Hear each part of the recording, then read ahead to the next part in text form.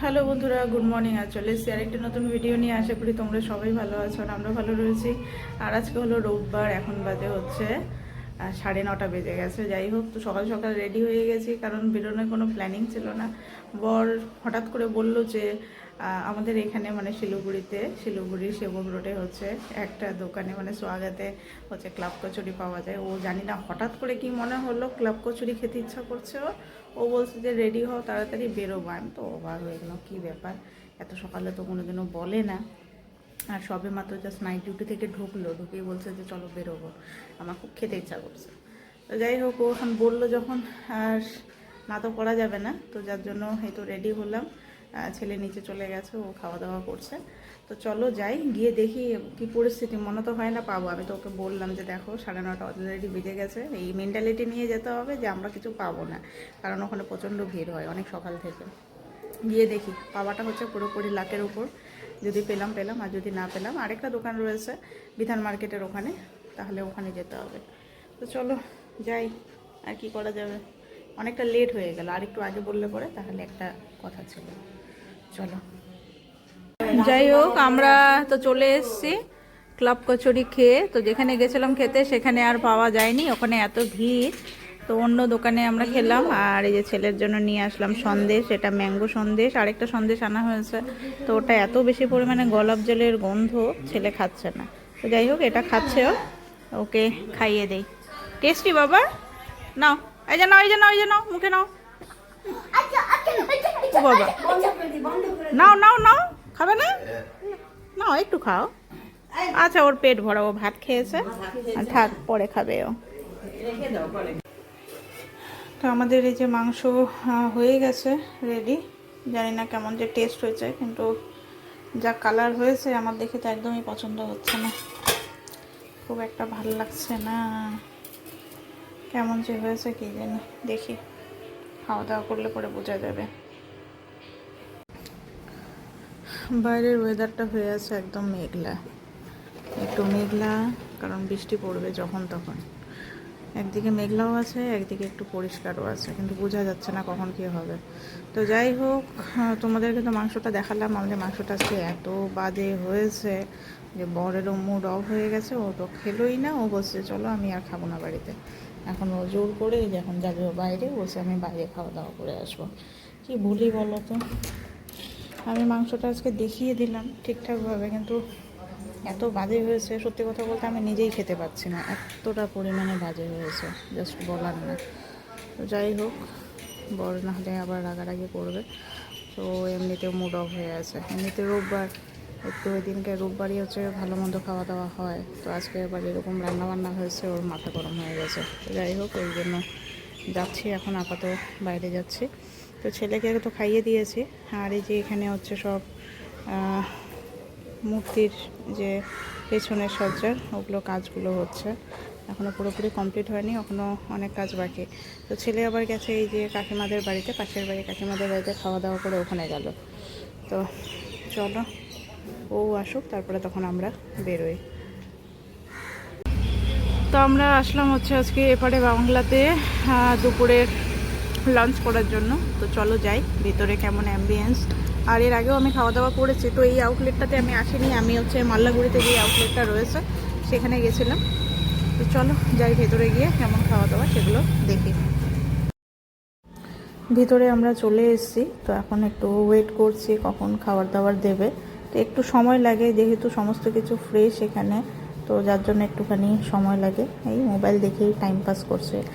আর ambience যদি বলি তাহলে মোটামুটি ঠিকঠাক। এখানকারটা থেকে আমার ওই যেটা মাল্লাগুড়ির যেটা বড়, যেটা এপারে বাংলা রয়েছে, ওটা আমার বেশি পছন্দ হলো অ্যাম্বিয়েন্সের দিক থেকে। এটাও খারাপ না, ঠিকঠাক।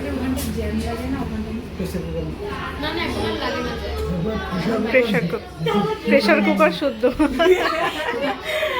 তো আজকে আমাদের মেনুর মধ্যে রয়েছে, এখানে স্টিম রাইস রয়েছে, এখানে রয়েছে ঝোড়ে আলু ভাজা, এখানে রয়েছে মাছের মুড়ো দিয়ে হচ্ছে মুগ ডাল, এখানে রয়েছে কচু পাতা চিংড়ি, এখানে রয়েছে চাটনি। তো চলো এখন আমরা খাওয়া দাওয়া শুরু করি। তো এদিকে আমাদের নিয়েছি হচ্ছে প্রেশার কুকার মাটন। তো বর্ষা দিকে খাওয়া দাওয়া শুরু করেছে, আপাতত ঝুড়ি আলু ভাজা আর ডাল আর পাঁপড় দিয়ে খাচ্ছে। তো আমি এখন খাওয়া শুরু করি। খাবারগুলো কেমন গো, টেস্ট আছে? আচ্ছা খাও। তো আমাদের খাওয়া দাওয়া মোটামুটি শেষই হয়ে গেছে। আমি এখন মাটন দিয়ে খাচ্ছি আর ওর তো প্রায় কমপ্লিট। খাবারগুলো মোটামুটি খারাপ না, মোটামুটি সবগুলোই বেশ ভালো। তো চলো, আর তার মধ্যে মাটনটা যেহেতু প্রেশার কুকার মাটন, একদমই সফট মাটনটা। তো চলো,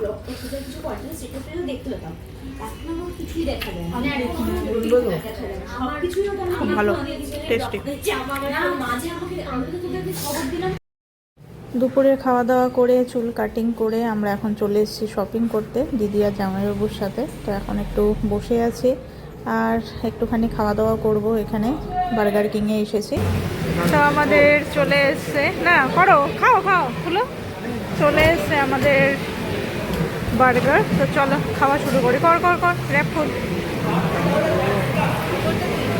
ফুল না, দুটাই, একটা ট্যাকো আছে আর একটা হচ্ছে বাস। চলো, দাদারটা হচ্ছে ভেজ, আমাদেরটা হচ্ছে নন ভেজ। এই যে আমাদের আরেকটা খাবার না, এই যে এখানে হচ্ছে টাকো। চলো, তো আমি চলে এসেছি বাইরে। তো গিয়েছিলাম খাওয়া দাওয়া করে টোরে, চুল কাটলাম, হেয়ার কাট। এই যে চুলটা কেটে এসেছি একদম ছোট ছোট করে, মানে যেটা আমি ন্যাচারালি করি, আমাদের এরকম ছোট সাইজের চুল থাকে, ঠিক সেই রকমই করে এসেছি। তো কেমন লাগছে জানি না, আর যাই হোক। আর এই যে এই ব্যাগটাও কিনে নিয়ে আসলাম পুজো উপলক্ষে, কারণ আমার লেদারের যে ব্যাগটা ছিল সেই ব্যাগটা একটু ছিঁড়ে গেছে। তো যার জন্য এই ব্যাগটা নিয়ে এসেছি। এই ব্যাগটা আমার খুবই পছন্দ হয়েছে। তো কেমন লাগছে? আমার তো ভালোই লাগছে। বিশেষ করে ভালো লাগছে চুলগুলো ছোট করে, কারণ এত গরম লাগে না আমার। বেশি চুল বড় হলে পরে বিভিন্ন রকমের সমস্যা হয়, মাথা চুলকায়, তারপরে হচ্ছে কি বলবো, খুশকি, প্রচুর খুশকি হয়। আর এমনি শীতকালে আমার এমনিতেই খুশকির খুবই প্রবলেম, ড্যান্ড্রাফের। তো চলো এখন ড্রেস চেঞ্জ করে নিই। আমার ছেলের আরেক দাদা এসছে, বন্ধু দাদা হচ্ছে নয়ন দাদা। নয়ন দাদার সঙ্গে খেলো, নয়ন দাদাকে দাও, বলো দাদা নাও। হ্যাঁ, মোটর বাইক নিবে নয়ন দাদা। হ্যাঁ আচ্ছা, চালাবে, দাঁড়াও। যা, এটা কি হলো? অ্যাক্সিডেন্ট হয়ে গেল রে।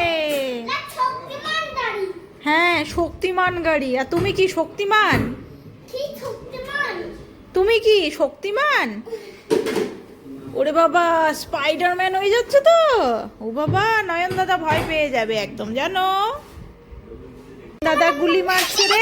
মা, আমরা ভয় পেয়ে যাচ্ছি তো, আমরা ভয় পেয়ে যাচ্ছি। ওরে বাবারে, আমি ভয় পেয়ে যাচ্ছি। নয়ন দাদা গুলি মেরে দিচ্ছে। ওরে বাবারে, কি অবস্থা রে। পালাও রে, পালাও।